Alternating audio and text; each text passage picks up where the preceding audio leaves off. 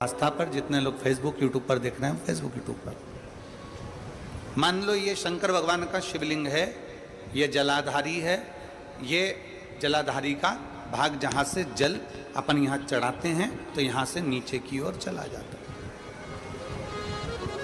शिव महापुराण की कथा कहती है, जब कोई तुमसे कह दे कि तुम्हारे घर में पितृ दोष है, जब कोई तुमसे कह दे कि तुम्हारे घर में आहुत दोष है, कोई तुमसे कह दे तुम्हारे घर में काल सर्प दोष है, जब कोई तुमसे कह दे कि तुम्हारे घर में वास्तु दोष है, कोई तुमसे कह दे कि तुम्हारे घर में ये दोष है, उस समय पर भगवान शंकर के ऊपर जब जल समर्पित करो तो ये शिवलिंग का जो मध्य बिंदु होता है, इस उंगली को त्याग कर 3 उंगलियों का स्पर्श करते हुए भगवान शंकर को अपना गोत्र का स्मरण कर दीजिए।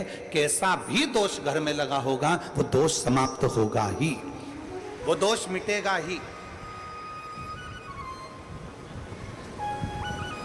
पितृदोष हो, सर्प दोष हो, कैसा भी दोष हो, शंकर भगवान के शिवलिंग का मात्र स्पर्श कर लेने पर, जल का पात्र चढ़ाया स्पर्श कर लिया, जल का लोटा चढ़ाया स्पर्श कर लिया, मात्र शिवलिंग का स्पर्श मात्र से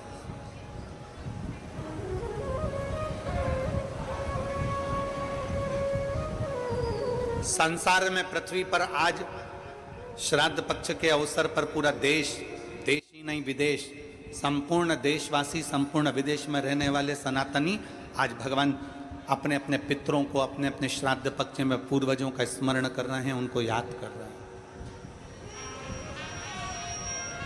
पितरों को याद किया जा रहा है, पितरों का स्मरण किया जा रहा है, पितरों को पूछा जा रहा है। और पितर आर्यमा स्वामी को भज रहे हैं, आर्यमा स्वामी भगवान देवादिदेव महादेव को भज रहे हैं, भगवान शंकर।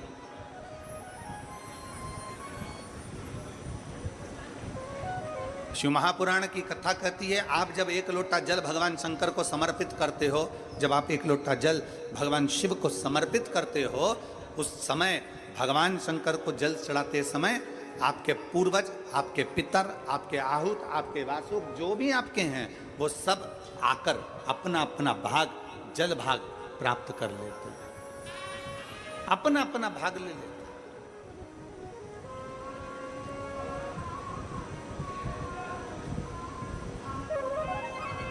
2 तरह के व्यक्ति होते हैं, थोड़ा स्मरण करना, 2 तरह के होते हैं। एक होता है अस्त व्यस्त और एक होता है व्यस्त। जम के बोलो कौन कौन से होते हैं? हाँ, जम के बोलो, आपकी आवाज हमारे तक आना चाहिए। एक होता है अस्त व्यस्त और दूसरा होता है व्यस्त। अस्त व्यस्त और एक व्यस्त, 2 हैं। अस्त व्यस्त का मतलब यह है कि वो उसका रूटीन, उसका समय, उसका क्रम ठीक नहीं है।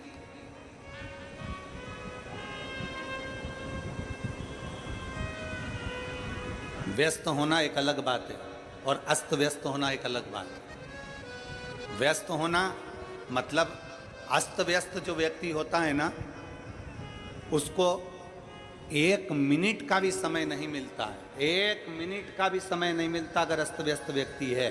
एक व्यस्त अगर व्यक्ति है ना, कोई कहता है कि व्यस्त है ना, तो वो अपनी व्यस्त जिंदगी में थोड़ा समय निकाल लेगा, भजन भी कर लेगा, काम भी कर लेगा, पत्नी से, बच्चों से, कुटुंब से, कबीले से, नातों से, रिश्तों से, सबको साथ कर चलेगा, सबको लेकर चलेगा।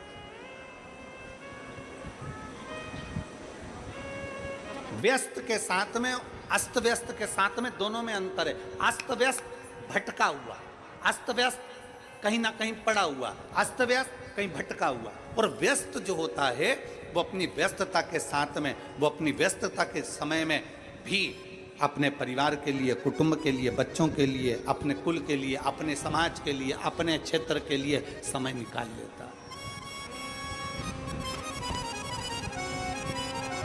कल हम जब यहाँ से जा रहे थे तो, हाँ करो, पर आप कमाते तो हो, जोड़ा जोड़ा जोड़ा, आपने जोड़ा बच्चों के लिए, बच्चे जोड़े अपने बच्चों के लिए, और मालूम पड़े वो सुख सुख की जिंदगी जो थी तुम्हारी, वो पूरी जिंदगी दुख में ही निकल गई।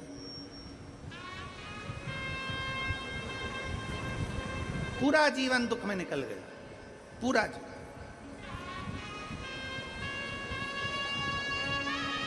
और हुआ क्या आखिरी में? आखिरी में हुआ क्या? जिन जिन के घर में अपने पिता के, माता के, दादा के, दादी के, काका के, काकी के, ताऊ के, ताई के, जिनके घर में पूर्वजों के फोटो लगे हुए हैं, उनका फोटो देखकर विचार करना कि इन्होंने पूरा जीवन कमाया, जोड़ा, जमीन, घर, मकान, जायदाद, कपड़े, वस्त्र, आभूषण सब जोड़ा और आखिरी में सारा की सारा छोड़कर एक क्षण में चले गए, एक क्षण में चले गए।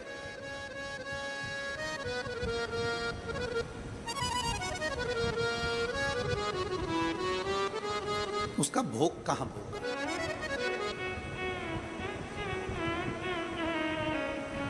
उसका भोग कहां भोगा?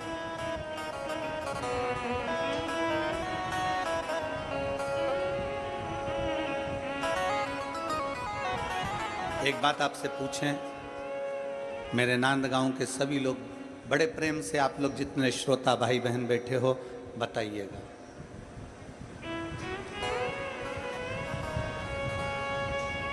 तुमने जो कमाया दुकान पर बैठकर, व्यापार में, व्यवसाय में, नौकरी में, सर्विस में, जो तुम कमाई कर कर लाए, उसका भोग तुम पूर्ण तरह से नहीं भोग पाए। पूर्ण तरह से भोग नहीं भोग पाए। कपड़े लेकर आए, कपड़े का भोग भी तुम पूर्ण तरह से नहीं भोगे। कोई आभूषण लेकर आए, आभूषण का भोग भी तुमने पूर्ण तरह से नहीं भोगा। कोई चप्पल लेकर आए, चप्पल का भोग भी तुमने पूर्ण तरह से नहीं भोगा।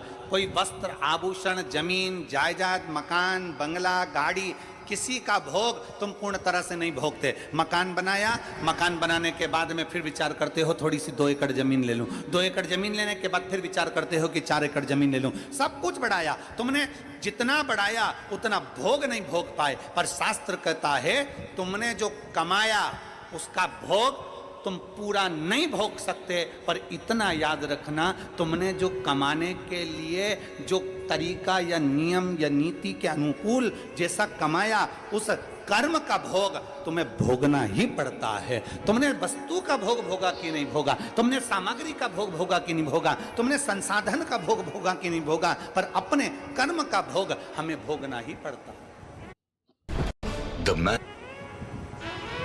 इसलिए शास्त्र बार बार कहता है कि मत बुरे कर्म कर बंदे वरना पछताएगा, भगवान की आंखों से तू बच नहीं पाएगा, तू बच नहीं पाएगा। अरे ओ अज्ञानी मत करना, तेरे कर्म का फल भी तू ही पाएगा, जैसा किया तूने तेरे आगे आएगा। मत बुरे कर्म कर बंदे वरना पछताएगा, भगवान की आंखों से तू बच नहीं पाएगा, तू बच नहीं पाएगा। हमारे भोग हमें भोगना, हमारे कर्म गति का भोग हमको भोगना। क्या कर रहे हो, कैसे कर रहे हो, क्या क्रम धारण कर रहे हो, क्या नियम धारण कर रहे हो, यह आपके ऊपर निर्भर करता है, आपके ऊपर। अभी तुम देखना, हम कहेंगे ना तो कई लोगों को हमारी बात की थोड़ी काली मिर्ची जरा ज्यादा लग जाती है। देखना नवरात्रे आ रहे हैं, नवरात्रे प्रारंभ होने वाले हैं। अब आप देखेंगे नवरात्रे में कोई पाँव में चप्पल नहीं पहनेगा।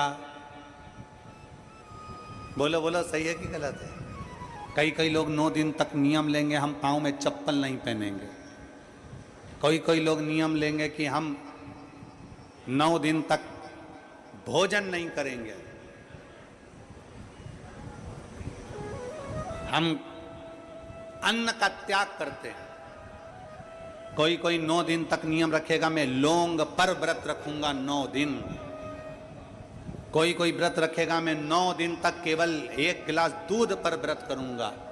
कोई लोग व्रत करेंगे कि मैं 9 दिन तक गलत चीजों का त्याग कर दूंगा। कोई नियम लेंगे कि 9 दिन तक मैं पैदल चलकर माता रानी के मंदिर तक, देवी के मंदिर तक जाऊंगा। कितने दिन? जम के बोलो जरा, 9 दिन। और जो बाकी के दिन है वो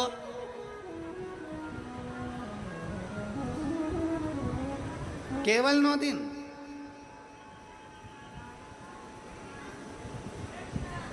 बाकी के दिन क्या, वैसे ही जाने दो।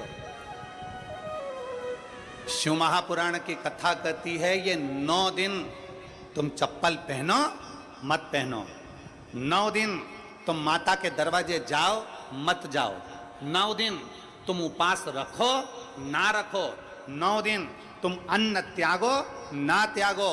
और शिव महापुराण की कथा कहती है, मां आद्य शक्ति के चरित्र का वर्णन करते हुए कहती है कि 9 दिन तुम्हारे प्रत्येक दिन तुम एक संकल्प ऐसा लो कि मैं अपने सामने, अपने क्षेत्र में, अपने मोहल्ले में, अपनी कॉलोनी में, अपनी सोसाइटी में किसी छोटी बच्ची के साथ कभी कोई गलत कृत्य नहीं होने दूंगा।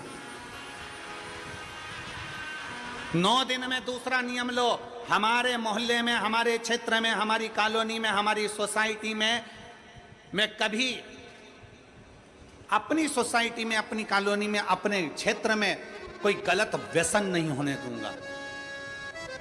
तीसरे दिन फिर नियम लो, मैं अपने क्षेत्र की बेटियों के प्रति, अपने क्षेत्र की बेटियों को, अपने क्षेत्र की छोटी छोटी बेटियों को, बेटियों के लिए मैं स्वयं आगे बढ़कर उनको शस्त्र की, तलवार की, शस्त्र की विद्या प्रदान करूंगा। चौथे दिन नियम लो, मैं माता रानी के चौथे दिन नियम लेता हूं कि मैं अपनी नवरात्रि में, इस नवरात्रि में चौथे दिन का नियम धारण करता हूं कि मैं अपने क्षेत्र की बेटियों को शास्त्र की विद्या दूंगा, गीता की विद्या दूंगा, रामायण की विद्या दूंगा। 5वें दिन का नियम लो, मैं 5वें दिन का नियम लेता हूं कि मेरे क्षेत्र की बहन बेटियों के लिए मैं 5वें दिन का नियम लेता हूं कि मेरे क्षेत्र की बहन बेटियां अगर आधी रात को भी कहीं जा रही हैं, हॉस्पिटल जा रही हैं, कहीं किसी कार्य से जा रही हैं, रिश्तेदार के यहाँ जा रही हैं, मेरे क्षेत्र में उनको भय उत्पन्न नहीं होगा, मेरा बल इतना प्रबल रहेगा। 7वें दिन नवरात्रि में नियम ले लो कि मेरे अपने क्षेत्र में जितने छोटे बच्चे हैं, जितनी छोटी बेटियां हैं, जितने छोटे बच्चे हैं, इन छोटे बच्चों को मैं संस्कारों से जोड़ूंगा। 8वें दिन का नियम ले लो कि मेरे क्षेत्र की बहन बेटियों को, मेरे क्षेत्र की बेटियों को अगर जीवन में थोड़ा सा भी दुख आएगा तो उनके लिए ये भाई जैसे बेटा जैसा खड़ा की खड़ा ही रहेगा।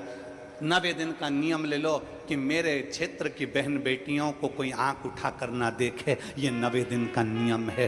चप्पल छोड़ने से नियम नहीं होता, अन्न छोड़ देने से नियम नहीं होता, वस्त्र छोड़ देने से नियम नहीं होता, आभूषण छोड़ देने से नियम नहीं होता। अपने भीतर माता रानी के 9 दिन तक 9 संकल्प अपने भीतर धारण करो। जब 9 संकल्प हमारे भीतर धारण होंगे तो हमारा नवरात्रा एक दिन का नहीं, हमारा नवरात्रा पूरे साल का होगा। केवल 9 दिन के लिए मैं चप्पल छोड़ दूंगा, केवल 9 दिन के लिए मैं अन्न छोड़ दूंगा, केवल 9 दिन के लिए मैं 1 गिलास दूध पर नवरात्र करूंगा, मैं 9 दिन तक लौंग खाकर व्रत करूंगा। 9 दिन तुम्हारे भीतर संकल्प होना चाहिए। मेरे क्षेत्र की कोई महिला के गर्भ में अगर कन्या जन्म ले रही है तो भ्रूण हत्या नहीं होने दूंगा, उस कन्या का जन्म होना चाहिए।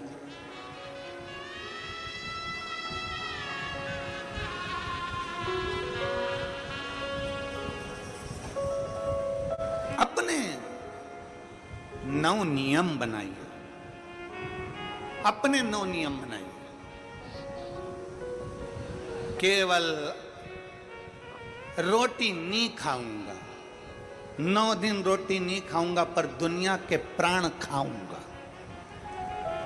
9 दिन में 1 गिलास दूध लेकर व्रत करूंगा, और जैसे ही दशहरा आएगा दूसरे दिन